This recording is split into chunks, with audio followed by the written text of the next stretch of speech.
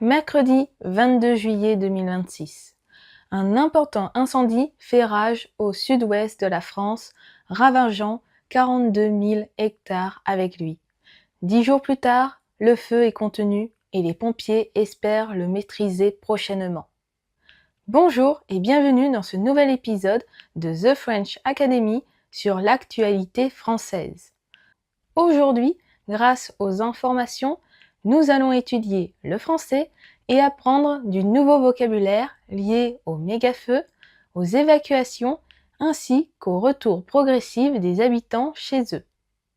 Dans le département de la Gironde, au sud-ouest de la France, les incendies au départ de la ville de Somos ont déjà parcouru plus de 42 000 hectares, provoquant d'importantes évacuations, notamment sur la presqu'île du Cap Ferret. Depuis le 22 juillet, plus de 220 000 personnes ont évacué par la route ou par la voie maritime dans le bassin nord d'Arcachon.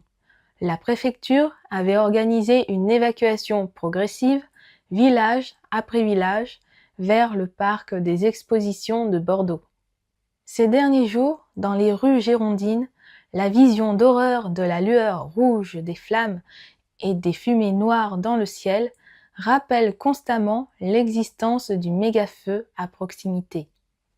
À ce stade, aucune victime humaine n'est à déplorer, mais on compte déjà 175 maisons brûlées rien que sur la commune du Porge. Les évacués ont également témoigné de leur inquiétude pour leur logement, leur commerce et leurs emplois. Certains estiment que les évacuations auraient dû commencer plus tôt, tandis que d'autres saluent la gestion des autorités, notamment grâce à une évacuation organisée progressivement et à la présence des soldats du feu et des gendarmes. Face à la gravité de la situation, une solidarité s'est également mise en place à Arcachon. Des bateliers, pêcheurs et ostréiculteurs se sont tenus prêts à participer à l'évacuation des habitants par la mer. Jeudi 30 juillet, les habitants de 9 communes ont été autorisés à rentrer chez eux. Le parc des expositions de Bordeaux, qui avait accueilli près de 7000 personnes au plus fort des incendies, commence à se vider. Certains sinistrés y avaient passé près de 10 jours consécutifs.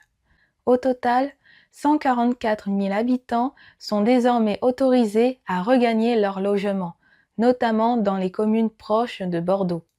Pour beaucoup, ce retour représente un immense soulagement après des jours d'attente, de stress et de sommeil difficile. D'autres redoutaient notamment de retrouver leur maison ou s'inquiétaient de leurs animaux et de leurs médicaments.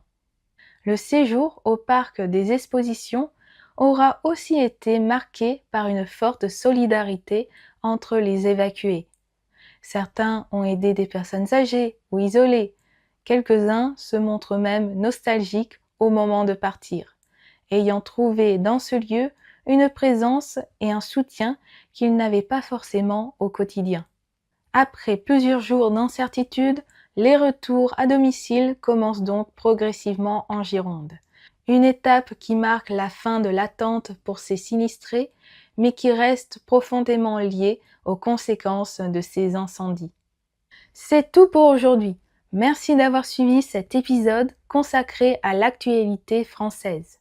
N'hésitez pas à liker cette vidéo, à la partager et à vous abonner pour ne rater aucun contenu linguistique ou culturel.